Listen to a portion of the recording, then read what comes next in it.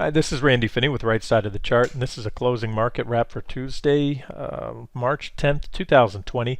What I'll do is keep this video public content, general broad market analysis, general analysis of the stock market, subscribers. This is largely a recap of what I've covered recently. If you come into rightsideofthechart.com for the free content, which is free content's general stock market analysis. Everything else, which are trade ideas, gold, Bitcoin, Treasury bonds. We're short corporate bonds now via LQD. That one's panning out nice, and we're also now actively we're been short QQQ since just last week. And that is an active trade, and therefore I've gone dark on the YouTube channel and on the public or free content on the site recently, because again, this is an active trade, and that's the only time where I kind of lock down. And I'll cover some general levels, some things to watch, and my mindset on what's going on in the market, what's happened recently, and where we might be headed. So again, largely a recap for gold and silver subscribers on rightsideofthechart.com, but there might be something I pick up in here I haven't covered lately. So let's start out real quick to kind of recap what's going on. We've dropped about 19% in both QQQ and SPY, and recently, again, we are currently actively have an active short trade, which is still profitable on the Qs. And despite today's bounce, because what we did is we went long Friday before last right here when the day the market bottomed, and at the time I made that clear that was only a bounce trade. I was figured this is the first leg down. We're going to get a counter trend bounce. We got out somewhere not too far off the highs right before the Powell, what I call Powell's folly. That's the nickname I've given to the emergency 50 basis point rate cut, which I think was very ill-timed and not necessary, and I actually put that as a reason, and the reason we turned around, then I added QQQ as a short. Figured the market was not going to like that for reasons I stated, among other things. We were in rally mode.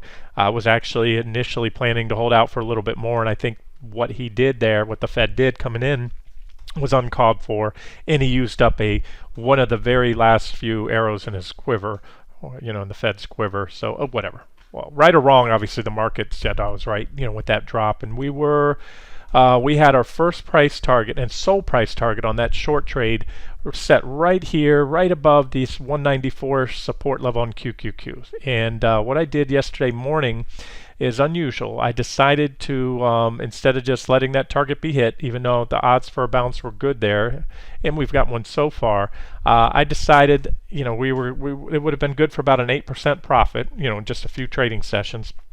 And but I said, look, if you want to take profits, there's nothing wrong with that. But we're going to actually I revised that trade to hold out instead of trying to hit a single or a double with that quick 8% gain. Go for the triple, maybe even a home run, because I do suspect there's another leg down to come. I don't think this is the end of the correction, but I want to go over some things that were it's catalyst for the bounce. Also the reason why I would normally, as I said to subscribers today, for many years it's not a hard and set trading rule, but it's something that I've used consistently over the years to identify the end of a correction during a bull market. Now we're in a bull market, make no mistake about it. 19% off the high. You might say, oh, Randy, go down another 0.5% or so. It's a 20% drop. That's a bear market. No, that's semantics. And again, I think we're going to go down more than that. I think this is quite almost, I'd say, with a high probability, beginning of a bear market, but we're not there yet. The trend is still up. When you look back to the lows in late 2008 in QQQ, everything else bottom in March 09, there's one term I've given to this bull market a long time ago. It's called supersize. And because it's a supersized bull market, due to all the excess liquidity the Fed has injected into the system, keeping rates on the floor, down near zero throughout, they've created pretty much a monster, a mega-sized bull market. And within that bull market, the corrections are much bigger. The corrections there's a drop of 25, 27% QQQ, flash crash back then. The NDX didn't, just barely miss the 20% drop. QQQ dropped over 22. So you want to call that a bear market, but look, this is, you look at this, you're looking at a bull market. So even though technically speaking that 20% drop definition that is used to define a bull bear market. That was just a correction, and because we're in a supersized bull market, it was just a supersized or unusually large correction, but relative to the scope of the whole bull here. And so far, that's what we've seen here. This looks like the start of something more.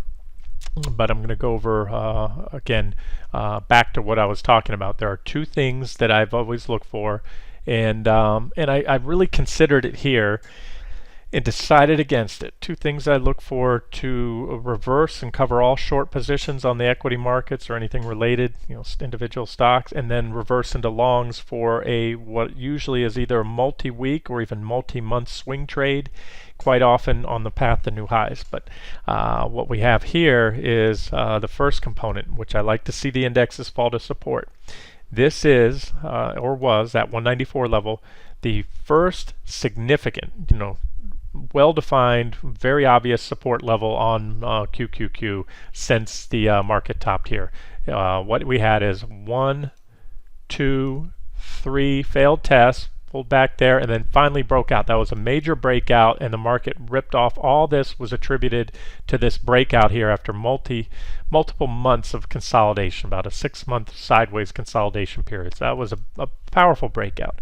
As such, that is a very key technical level, and as such, that was where the first target was set. Right now, we've kind of pulled the targets, saying you can either take profits or give it a wide stop, because one thing I've been saying is this market with the VIX at extreme levels, 4-5% plus daily drops or rises are just par for the course. And unless one of those moves does anything technically significant, then it's just noise within the larger trend. It's just par for the course again. So that's what we had today. Now let's look at SPY real quick.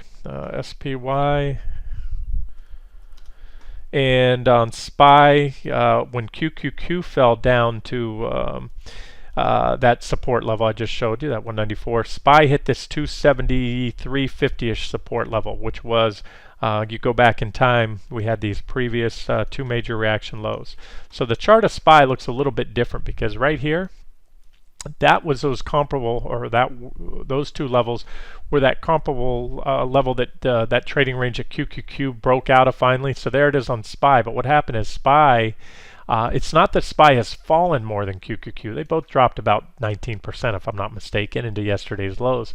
But what happened is QQQ had ripped up a lot higher, so it had more downside to come. That's why this is where, technically speaking, where QQQ hit, and then SPY hit a different but fairly well-defined support level. So that was the catalyst, for at least a reaction here, and so far that's what we've had. It's a reaction. Now, where do we go from here? We'll see. The other two components on that I look for, that's one of them, is the market falling to support. The major stock index is falling to support on the daily time frame. Then I go to my favorite swing trading time frame, which is a 60-minute chart. I watch that and I wait for this. And I started pointing these out a couple days ago, these potential divergences, which have since been confirmed. I'm referring to positive or bullish divergence with prices making a lower low. And these indicators down here, you have the PPO making a higher low. And I like to see the PPO make a bullish crossover. That is confirmation, because then you've effectively put in that higher low. Otherwise, if you're in a downtrend and you see what I call potential divergence, if you keep dropping, it gets taken out. So you have confirmed bullish divergence on the 60-minute time frame, and that was a technical catalyst for the bounce. Now you can call it what you want. You can say it's Trump's stimulus plan, talks of that, anything else. And yeah, sure, there's often, not always, but a fundamental or news headline that kind of aligns and maybe is a trigger for a catalyst, but that was priced into the chart. So there it is. Now, what I did different, and let me show you QQQ as well. What I did different this time around, the reason that I've opted, at least for my longer term and the official trade on the site, I'm an active trader. I'm in and out of NQ sometimes a dozen or more times a day, especially in this volatility. Trading off 5-minute charts, 1-minute charts, 15-minute charts, these 60-minute levels. You can game pullbacks off support, resistance. But as far as swing trading goes, again, looking at the bigger picture, if you're trying to capture one of the big moves, then you're going to have to ride out. If you're not an active trader, you have to ride out these counter trend rallies along the way, and they're going to be big, just like the drops are big. They're right on par. So there it is. And let me say this. So on a scale 1 to 10, this is close to a 10, as close to a 10 as I can come up with for a reason to be long, to have covered shorts yesterday, especially today. If not yesterday, I mentioned in the video that I did at the end of the day that we closed a hair below. You can see there, they called the support around 194. We closed around 193, 190. But remember, a 1 point on a 200-point index is 0.5%. That's statistically or effectively a close on support. It was a little below, but not enough to say, oh yeah, that's definite break of support. Plus SPY had closed on support. So there it is. Now, what I had said is I am overriding the technicals at this point in time, or I'm suspecting that the fundamentals will override this bullish technical setup ultimately.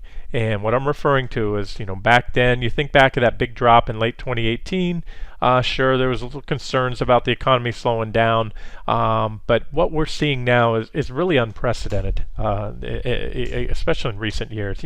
All of Italy shut down. They've shut down travel throughout the entire country. I'm hearing story after story. You're seeing it on the news. Yes, the news will sensationalize things, but I've asked some subscribers on rightsideofthechart.com to share their stories, and they're seeing the same thing. Businesses are canceling meetings, convention centers are empty, airplanes are flying around half empty, they're playing baseball and basketball games in empty stadiums.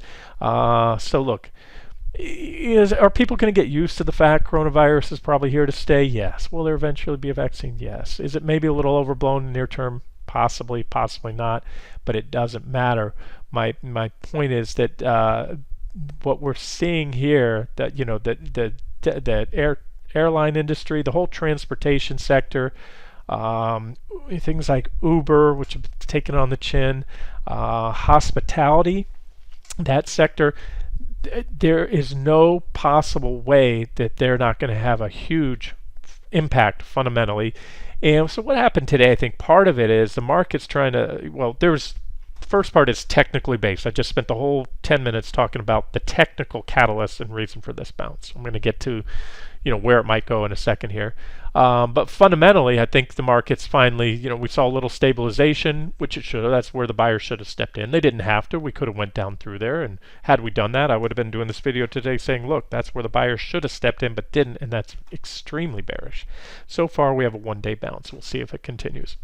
But fundamentally, I think what they're doing, the market's doing today, I have little doubt, is separating the wheat from the chaff. And that is, you have the XLK, by far the largest sector in the S&P 500, the leading sector today, up 6.67%, and rightfully so. Okay, you go down the line, you look at the other sectors. You have XLV healthcare up 3.4%. You have basic materials 4%. Utilities are only up 1%. Even consumer staples up 2.87%. Again, technology was up 6.67%.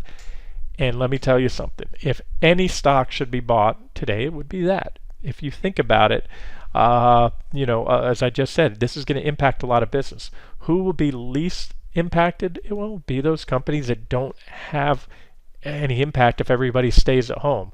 XLK, it's a tech ETF, but it's not all what you think, just pure tech stocks. Visa and MasterCard are two of the top holdings in there, and they're up 7%.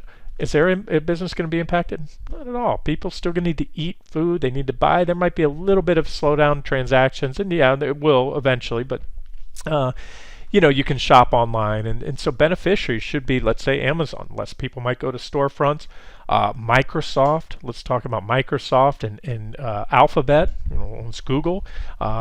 They have virtually zero exposure, if you look at direct exposure, because they're not out there in the public. They're not selling a good or service that you have to buy, and people might stop going in the store and buy. Everything's done online. So those kind of companies, Microsoft selling software and cloud storage and things like that, shouldn't be impacted as much, and were overly punished, or at least in the initial leg down. And so that's what rallied today. Now the thing is, here we go.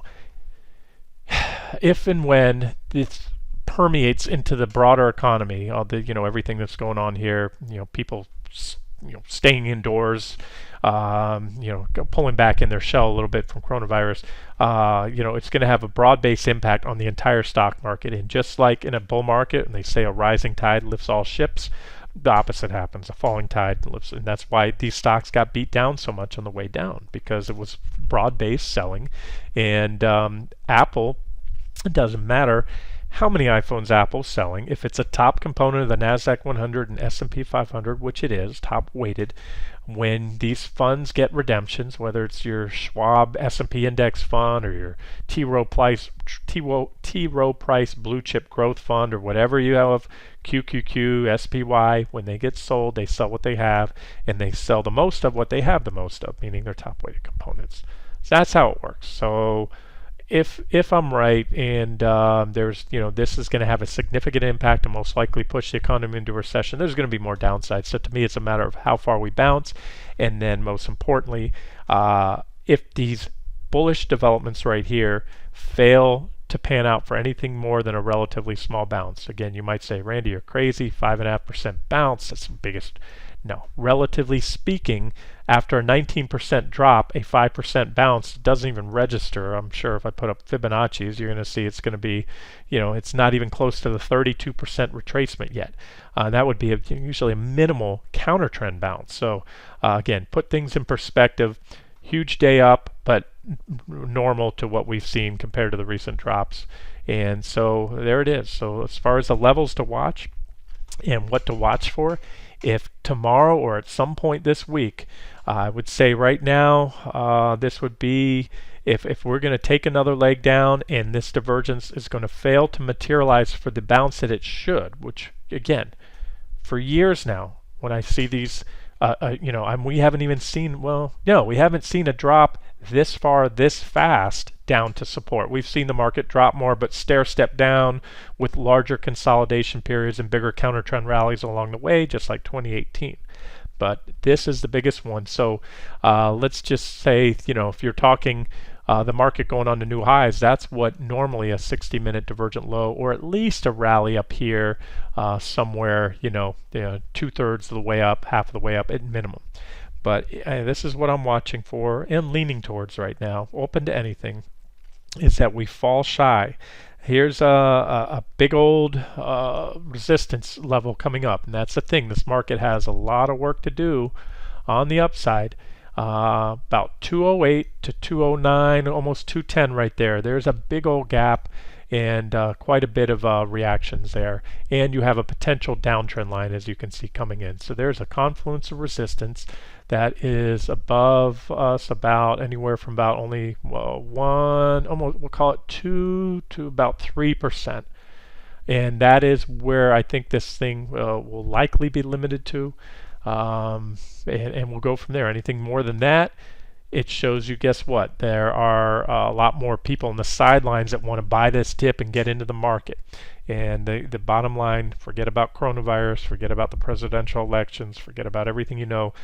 The only thing that makes stocks go up is when you have more buyers than sellers. The only thing that makes the stock market fall is when you have more sellers than buyers. It's supply and demand. It's that simple. So the big question is, how many people were trapped in here at the highs, begging to get out, maybe saw it coming up here, had a little hope, had this other leg down, and now they're just waiting to sell on the bounce. And if there are not more sellers lurking in the shadows waiting to get out, then it's possible we can head on up there. You can see on the daily chart here, next decent resistance after, if we close pretty much on resistance right here, about 203 and change, give or take. Remember, these are big, a lot of volatility. You're going to move a little above and a little below support and resistance levels. Those are what I call momentum fueled overshoots.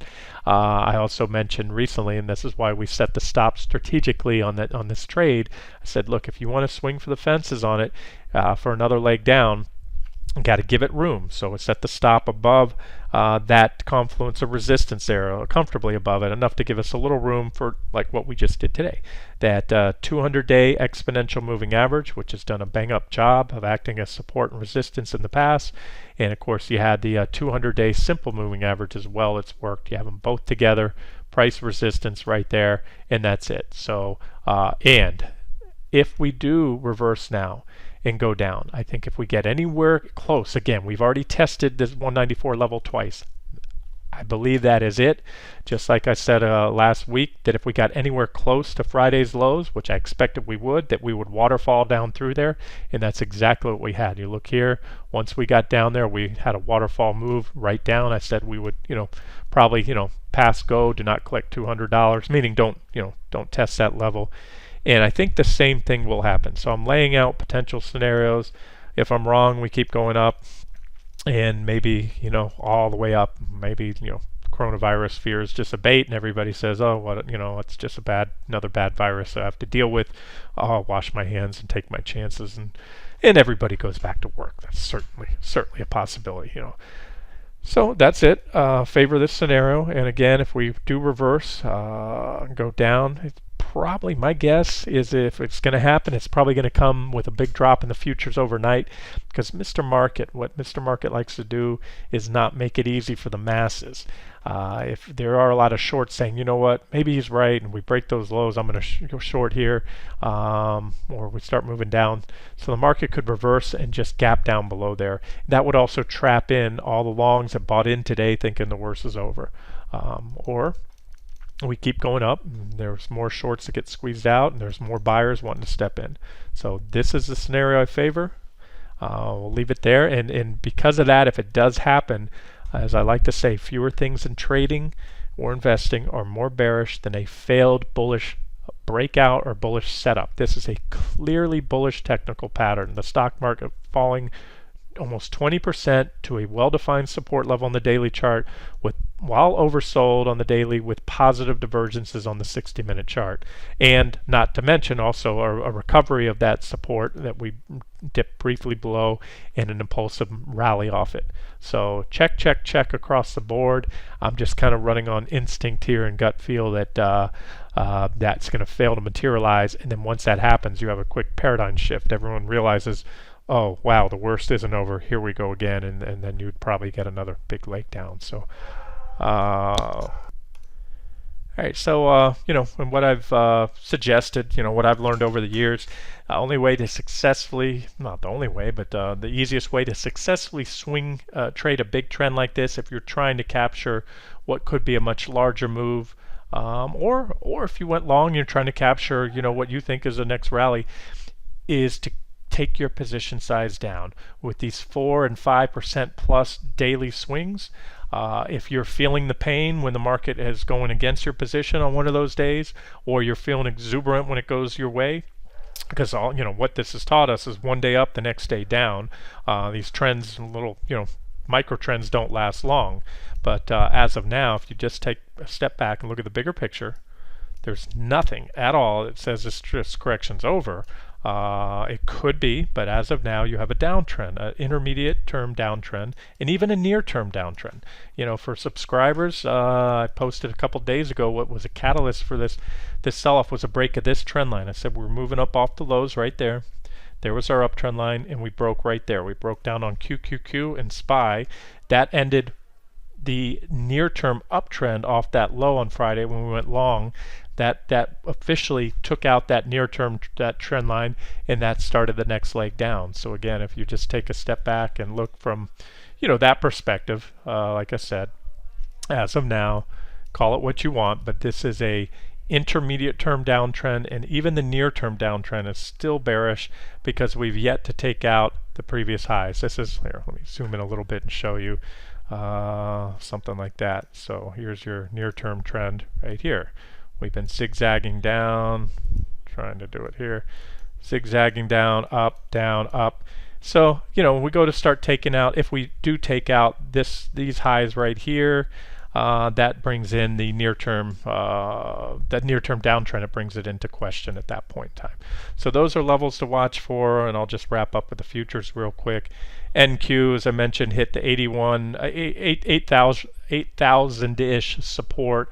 2 successful tests on this daily candle. That's the daily chart. Oh, my 60-minute chart's gone now. Let me pull that back. Okay, here's 60-minute charts for you NQ traders, and these are the same divergences I've been focusing on, and they're certainly, like I said, very concerning, and that's why I don't think it's time to be aggressively short. Hard to be in the face of bullish divergences. This is what I look for. I look for divergent highs on that 60-minute chart. They're not a must, but they usually accompany the big drops, just like we had this one here. There was your sell signal breakdown, back tested. It was pointed out at the time there was sell signal triggered on the U.S. markets. We went on to back test the wedge, and then that started this whole thing we're in now. Now this divergence, like I said, quote unquote, should lead to a major trend reversal, especially because we're in a bull market. It should lead to that. If it doesn't, that is purely bearish. If this fails to materialize for anything more than this, relatively minor so far bounce, and we also stopped right at about that 83.55 resistance on NQ.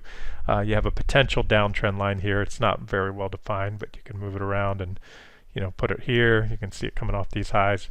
But 83.55 resistance, and then you have ES as well, and that would be right here. Same story on ES, resistance a little bit above about 2,900. So those are the levels I'm looking for.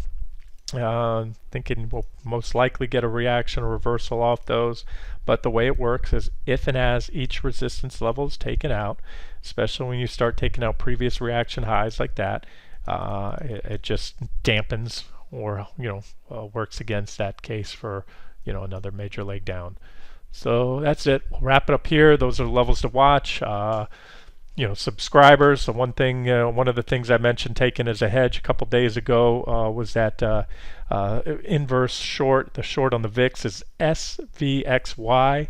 Was up nice today as the VIX falls, as the market rallies. So that's a partial hedge or way to indirectly hedge. And I even laid out before the case that the VIX often spikes with the market then continuing lower, going on to make new lows. I've covered that in one of the recent videos. With the VIX now at the high end of its multi-year range, that's one option where you can hedge up either fully or partially by shorting the VIX. And so if the market continues to rally, my expectation is the VIX has a lot more downside from here than the market has upside. So you don't even need, in my opinion, a one-to-one hedge on that SVXY against a QQQ short. That's one unofficial trade idea I'm sharing. Of course, we're short the corporate bonds for the reason, technical and fundamental reasons that I've mentioned to subscribers, and that one, another nice day on that today. All right, we'll wrap it up here. This has been Randy Finney with the right side of the chart. Have a great day.